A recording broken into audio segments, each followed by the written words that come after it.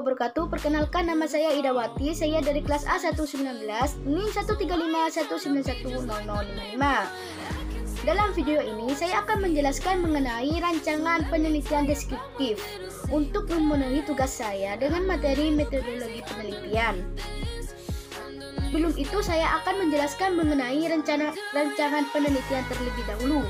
Rancangan penelitian adalah suatu rencana atau struktur dan dengan strategi penelitian yang dimaksudkan guna untuk menjawab permasalahan yang ada dengan mengupayakan optimalisasi yang berimbangan antara validasi dalam luar maupun dalam dengan melakukan pengendalian varian.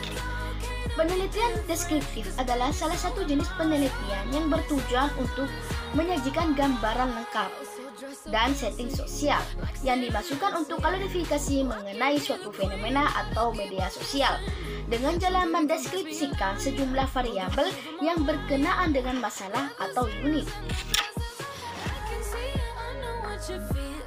Di sini saya akan menjelaskan mengenai jenis-jenis penelitian, di mana jenis-jenis penelitian ini terdapat 5 jenis, yaitu penelitian survei, yang kedua penelitian studi kasus, yang ketiga yaitu studi perbandingan atau comparative study, yang keempat yaitu studi kolorisasi atau correlation study, yang kelima yaitu penelitian evaluasi.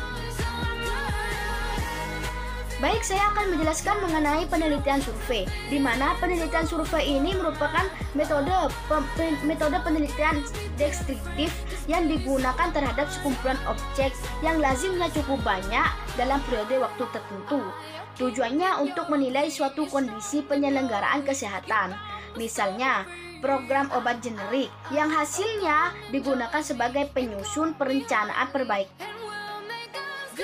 Metode penelitian survei dapat dikategorikan menjadi 4. Yang pertama yaitu survei rumah tangga. Survei rumah tangga ini adalah suatu penelitian survei deskriptif yang ditujukan pada rumah tangga.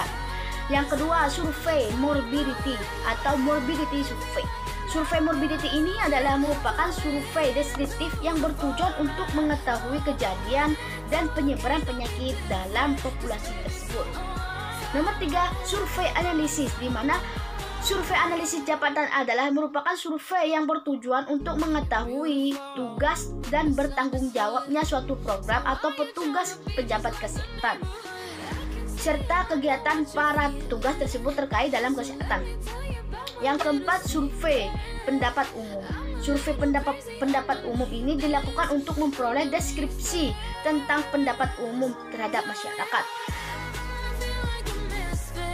Baik, yang kedua saya akan menjelaskan mengenai penelitian studi kasus, di mana penelitian studi kasus ini merupakan pengujian secara rinci terhadap suatu latar, suatu orang objek atau suatu tempat penyimpanan dokumen atau peristiwa tertentu. Studi kasus ini dapat didefinisikan sebagai metode penelitian yang lebih bersih.